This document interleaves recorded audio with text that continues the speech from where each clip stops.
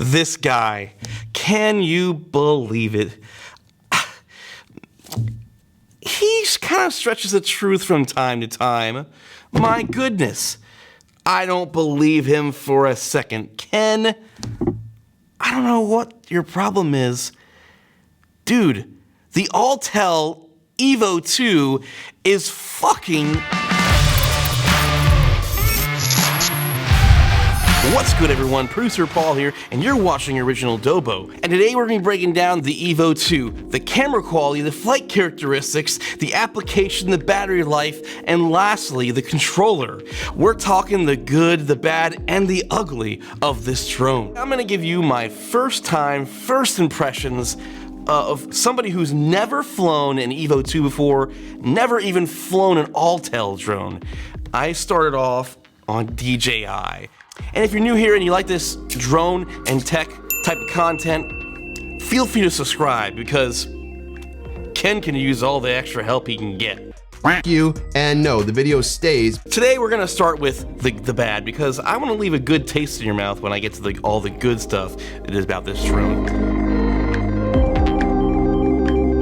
First of all, the app. Anytime I feel like you change from any one thing to another, you're gonna have some different stuff that you just aren't used to. And I think more so, I didn't like the app just because I'm not used to it yet. As time goes on, I'll get a hang of it. But right now, it's hard for me to find certain things in the menu. I feel like it's not laid out as nicely and as organized as DJI, and I think that might be, in my opinion, one of their weak points on this Autel drone, especially if you're coming from a DJI. And look at the size of this thing. I mean, this thing is a freaking mammoth. That's what she said. Okay. I mean, look at the difference between this guy. I mean, I'm used to this little baby, and this thing's just huge. I thought the whole point of foldable drones was for them to be more portable. I mean, this thing, you might as well just go fly a Phantom 4 or something. My goodness. But it has its perks, and we'll get to that later. Now, the other thing I gotta say is how expensive this dang battery is. Holy cow, the battery to this drone is $220. Oh my goodness, that is just completely insane. These batteries for the DJI were like, I don't know, 70, 80, 90 bucks max. I don't remember it off the top of my head. I bought the Fly More pack. I got them all at one time, which I also strongly suggest you do if you buy this. Buy their rugged pack and get those extra batteries because they are freaking expensive. Oh my gosh. And this drone is a mammoth and super, super slow. When you're flying around on the DJI, this thing like zips through the sky. And dude, this thing is like, you know, you're riding a humongous freight train. I mean, it is slow when you're coming from DJI. I mean, if you're a first-time user, you probably won't notice anything different, and you'll kind of appreciate the slowness. But as a drone pilot that's used to flying, that was one of the first things I noticed. This thing is slow, and don't even let me get me started on ludicrous mode. I just took my memory card out of this and put it straight into this drone. But when you do that, the experience that I've had, I had too slow of a memory card that worked with this drone, but did not work with this one. So the other downside is it requires high-speed cards, which not only cost more, but it just means you're just gonna go out and fork out some more money. You just can't transfer these into this drone. I don't have any fast cards yet, so when I flew this, it would stop recording and say the card's not fast enough. Stop recording, the card's not fast enough. Just very randomly too, and I was only recording in standard 4K. Be mindful of that. You're gonna need either a V60 or V90 rated card to be able to record the full 8K on this, which as suggested from Autel. And the last thing is you can't control the aperture on this drone. Great, you can control the ISO, great, you can control the shutter speed, but the last piece of the triangle is the aperture, and you have no control over it whatsoever. You really got to get some ND filters to get the best image out of this thing. That's it for the bad. What about the good? Because there is a ton of good in this drone, especially when you're coming from something as old and ancient as the Mavic Pro. First of all, this is where I think OriginaldoBo is a complete moron and a loser, and he has no idea what he's talking about. What a dick. Dude, you just stepped in the shit because of all the people that you are going to try to throw shade at. You picked like the king of shade because I'm gonna come at you 110% full force. This controller is fantastic. I've had no issues with this controller. I think it fits in my hands perfectly, and you know, I got, you know, mid-sized hands. They're not like super long, but they kind of are a little fat because I'm a chunky guy. And I think the controller feels fantastic in the hand. The button layout is what you're kind of used to, especially coming from a DJI. I really like the pitch control on this drone. I feel like even without adjusting the settings of the gimbal, when I push up and down this lever, it just goes the perfect smoothness where it's not super fast. I felt like right out of the box, the DJI, the pitch was like shoof, shoof, and I had to like adjust it to make it really slow so I can get those nice smooth panning cinematic shots on the drone. With this one, I feel like even straight out of the box, I would like to adjust it a little bit more, but it had a really good speed just right out of the box. I had no problems with it. Let's get on to the sticks. The dicks? Yes, I said sticks. They're really nice dicks here, and you know, you can move them pretty easily. Not dicks. I don't know why, but Ken seems to think these are dicks, and he did not like these dicks. Everybody loves the way a good dick feels, and it feels so much more robust in the hand. I can't really explain it. It's a good thing that he doesn't like dicks, because my wife could be a little bit worried if that was the case. Just saying. I love the top-loading smartphone clip on the phone. I think every drone should be that way now. It seems as though that DJI is moving in that direction with the Air, so I was really happy with it. The other feature that I almost missed is the screen. Yeah, it doesn't look great if you're flying straight from the controller. It's not like the DJI, you know, Crystal Sky, whatever controller. The thing is awesome. It's something to get you on a pinch. Like say you go to a client work and you forget your phone, or your phone dies or something like that.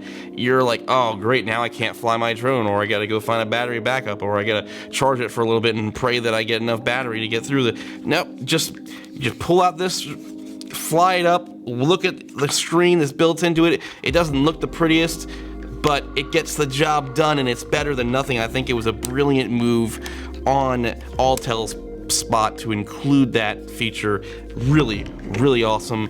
And screw Ken Dono. I don't know why he doesn't like the controller. I think it's friggin' awesome. So he's wrong. Was it wrong of me to call you a bitch as well? Maybe, but at least I said you are a bitch. But I just had to get that off my chest after watching this. I thought it's silly. Do you guys want me to tell you that, you know, every single product is sunshine and rainbows, or do you want me to give you the contrast of the good and the bad?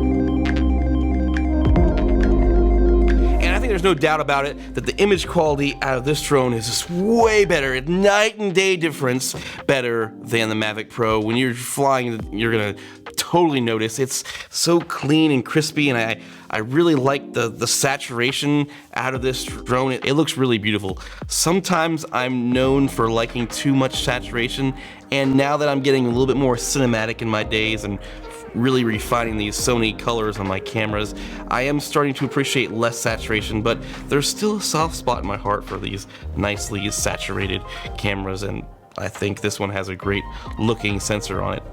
For my initial thoughts. Battery life. I know that I hated on how large and expensive this battery is, but because it is so large, I'm able to get a ton of life out of this thing. It's rated for 40 minutes. I've gotten about 30, 35 before I feel comfortable taking it down. And then I will just fly it off the controller on the screen, low until the battery gets really, really low, and then I land it so I can discharge as much energy out of those batteries as possible before I stop flying. And of course, immediately take them out of the drone, because I live in hot Florida and I don't want any swelling issues like they had with these previous DJI drones. So I can't tell you about how that is. I've only done 4 flights, so maybe we'll keep you updated, but as of yet, I haven't seen any large issues with the EVO batteries. And it but because of this mammoth and how big it is very stable in the air. I took this thing to North Carolina over a really windy lake, and this thing did not sway or budge with the wind. It was actually fairly windy, and I was kind of worried about it like getting blown away by the wind, but this thing handled it like a beast. It was a dream to fly, and with all that, it's just very smooth flying. I was expecting it to be a little bit, I don't know, jittery. People say this drone doesn't fly very smooth, especially when you're coming from a DJI, but in my opinion, man, it was way smoother than my original Mavic Pro, and I think partially some of that is due to the fact that it is a lot slower, so it really helps you refine those turns and pans. The smallest movement doesn't just bolt the drone off to one side or the other, so that is where the speed kind of benefits you, it not being as fast. I feel like I was able to get better shots, smoother footage out of this thing, or at least I will be able to in the future, because the darn friggin' SD card slot kept, you know, stopping on me in the middle of mid-flight. I still gotta get a faster card. It sucks. And the last thing is obstacle avoidance. Man, was I impressed coming from this drone, which pretty much just has a front sensor and a bottom sensor. That's it. This drone has seen better days. I've wrecked this thing plenty of times, and this thing won't even get like, it'll stay like 3 feet away from an object, a tree, or whatever. I would fly it straight in front of my kid to be funny, and you know, I couldn't even get as close to him as I wanted to mess with him, because I'd hold the sticks down and it wouldn't let me get any closer. You know, when you grab a dick, that you just hold it firm. So they feel good though. So this thing does a really good job of obstacle avoidance. It's got sensors on the front, on the top, on the bottom, and on the rear of this thing, so you can be a little bit rest assured that you're not gonna run into anything too crazy, and I think that's great for beginners. The price of this drone isn't necessarily rated for beginners, but I think a lot of the features would make beginners feel a little bit more comfortable. And it's a great upgrade drone too, because if you're coming from the Mavic, anything now is better than the Mavic 1 Pro. I mean, I love this drone. It's a great drone. It's been very good to me in its life. But as you know, technology progresses and things change. I would have felt like it was a huge upgrade from this to this. It just looks amazing. So if you're looking for more content on the EVO 2, there's plenty of other videos here on this channel for you to check out. We got Ken doing a number of his no bullshit reviews, so go check that out. Like and subscribe, do all the fun stuff on this channel, and stay original. Your content is nothing but clickbait-filled rambles that I can't barely get past 2 minutes of. So there you go.